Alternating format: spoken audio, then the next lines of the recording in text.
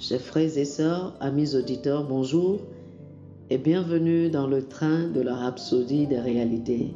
Aujourd'hui, le lundi, le 14 novembre, le thème de la rhapsodie des réalités est l'esprit et la parole.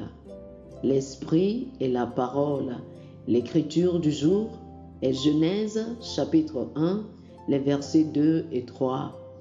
Genèse chapitre 1, versets 2 et 3. La Bible nous dit: la terre était informe et vide.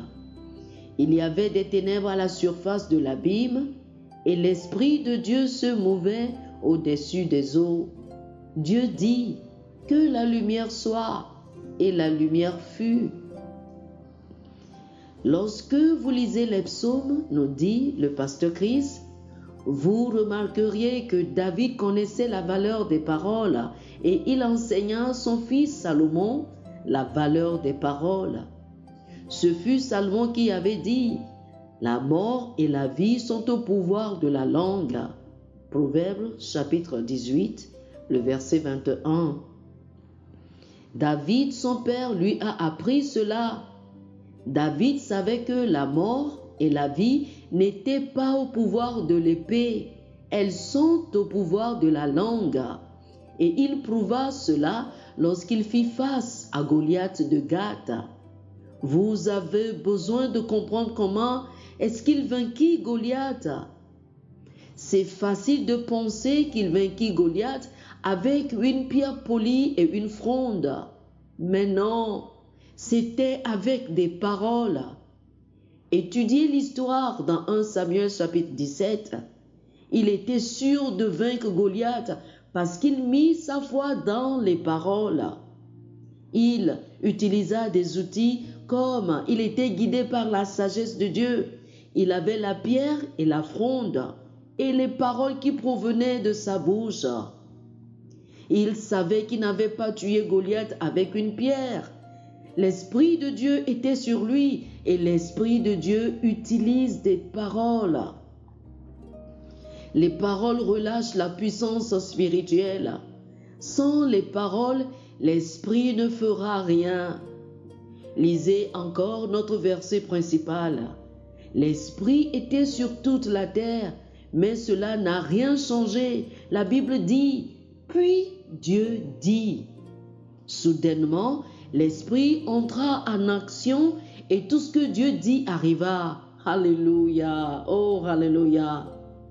À la seconde venue de Jésus, la Bible dit qu'il détruira l'Antéchrist par le souffle de sa bouche, selon 2 Thessaloniciens chapitre 2, le verset 8.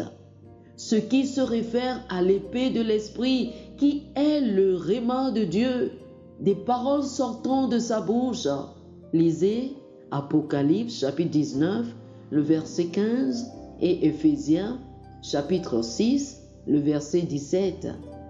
Lorsque vous parlez la parole, vous mettez la puissance de Dieu en action en votre faveur. Alors, lorsque vous faites face aux crises de la vie, ne vous recroquevillez pas, ne paniquez pas, déclarez des paroles, parlez et effectuez un changement. Jésus a dit que vous aurez tout ce que vous dites, selon Marc chapitre 11, le verset 23.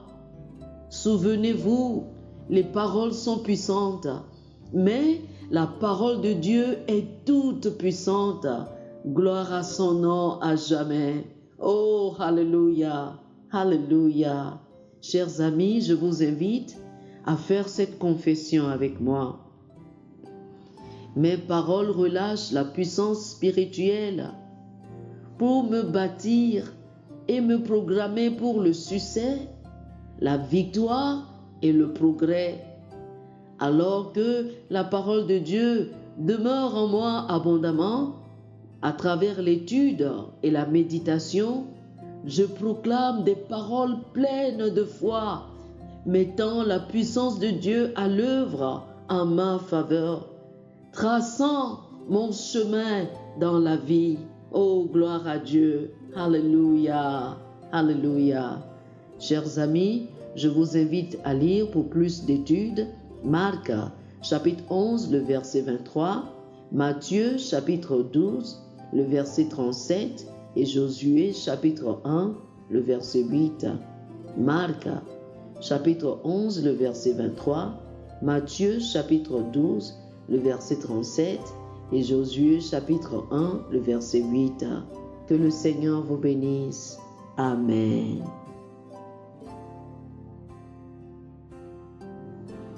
Chers frères et sœurs, nous espérons que vous avez été bénis par ce dévotionnel.